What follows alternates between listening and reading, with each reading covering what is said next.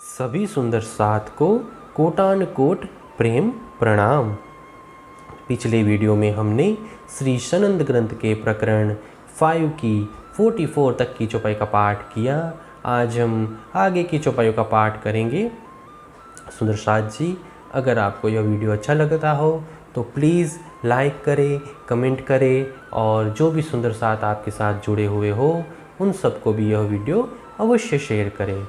सुंदर साथ जी, जिन्होंने अब तक हमारे इस चैनल को सब्सक्राइब नहीं किया वे प्लीज़ इस चैनल को सब्सक्राइब कर दें ताकि आने वाले नए वीडियो का नोटिफिकेशन आपको तुरंत मिल जाए। जीमी जलना वाय अग्नि, ना शब्द सोहम आसमान, ना कछु ज्योति रूप रंग, नहीं नाम ठाम कोई बान। इस शून्य मंडल में पृथ्वी, जल, तेज, वायु, आकाश तथा सोढ़ ध्वनि कुछ भी नहीं है। उसकी ज्योति, रूप, रंग, स्थान या शब्द कुछ भी नहीं है। ना जीव कर्म ना काल, कोई गंध नहीं बल ज्ञान, तीर्थंकर पीत गले, जो कहावे सदा प्रवान। न वहाँ जीव है, न कर्म है, न ही कोई काल है। वहाँ सुगंधि भी नहीं है, शक्ति भी नहीं है और ज्ञान भी नहीं है।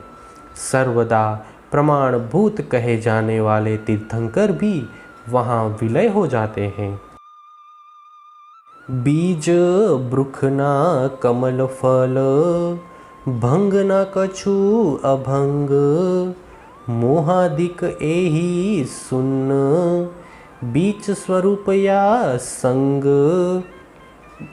वहाँ पर बीज भी नहीं है, वृक्ष भी नहीं एवं फल भी नहीं है। वहाँ न कोई वस्तु मिटती हुई दिखाई देती है और न ही सदा अखंड रहती है। मोह तत्व तक इसी शून्य मंडल का विस्तार है। इसी के साथ भगवान नारायण प्रकट हुए हैं। तबक 14 ख्वाब के, यहाँ को पेड़े नींद निदान, नींद के पार जो खसम, सो यों क्यों कर कहे पहचान। ये 14 लोक स्वप्न के हैं। इसका मूल निश्चय ही नींद है। परब्रह्म परमात्मा इस स्वप्न से परे है, इसीलिए स्वप्न का जीव उन्हें कैसे पहचान पाएगा। एक ख्वाबी दम सब नींद ल्यो, दम नींदे के आधार, जो कदी आगे बल करे, तो गले नींदे में निराकार। इन सांसारिक जीवों का मूल आधार निंद्रा ही है और इनकी पहुँच भी वहीं तक की है। यदि कोई जीव उससे आगे बढ़ने के लिए किसी भी प्रकार से प्रयास कर भी ले तो भी वह उसी निंद्रा रूप निराकार में ही विलीन हो जाता है। जिन्हु जैसा खोजिया, सब बोले बुध माफक, मैं देखे शब्द सबन के, सो गए जाहिर मुख बक। जिन लोगों ने जैसी खोज की उन्होंने अपनी बुद्धि के अनुसार उतना ही कह दिया। जिन्होंने अपनी वाणी में जैसा कहा उन सब के शब्दों को मैंने उसी रूप में परखा। ए पुकार खोजी सुन के, हट रहे पीछे पाए, पार सूध किन ना परी, सब इत ही रहे उलझाए। साधकों ने उनकी पुकार सुनकर उससे आगे जाने की अपेक्षा अपने पैर पीछे खींच लिए, इसीलिए निराकार के परे की शुद्धि किसी को न हुई। वे सब इसी मोह में ही उलझ रहे हैं। या में जो बुजरक हुए, सो शीतल भये इन भांत। ना सुध छल ना पार की, यो गले सुन ले स्वांत। इनमें जो विशेष ज्ञानी कहलाते हैं वे भी शून्य निराकार के कथन से ही शांत हो गए हैं। उन्हें न इसी छल कपट वाली माया की ही पहचान हुई और न ही छल के पार अक्षर तथा अक्षरातीत की पहचान हुई। इसीलिए वे शांत होकर शून्य में ही विलीन हो गए। या विध तो भई नास्त, सो नास्त जानो जीन। सार शब्द में देख के, लिए सो दृढ़ कर मन। इस प्रकार परमात्मा के विषय में नहीं है ऐसा कहा जाने लगा, किंतु ऐसा नहीं समझना कि परमात्मा नहीं है। वस्तुतः इन्हीं धर्म ग्रंथों के सार तत्व को ग्रहण कर मैंने मन से निश्चय किया कि परमात्मा है। जिन जानो पाया नहीं, हे पावन हार प्रवान। सो छिपे इन छल थे, वाकी मिले न कासो तान।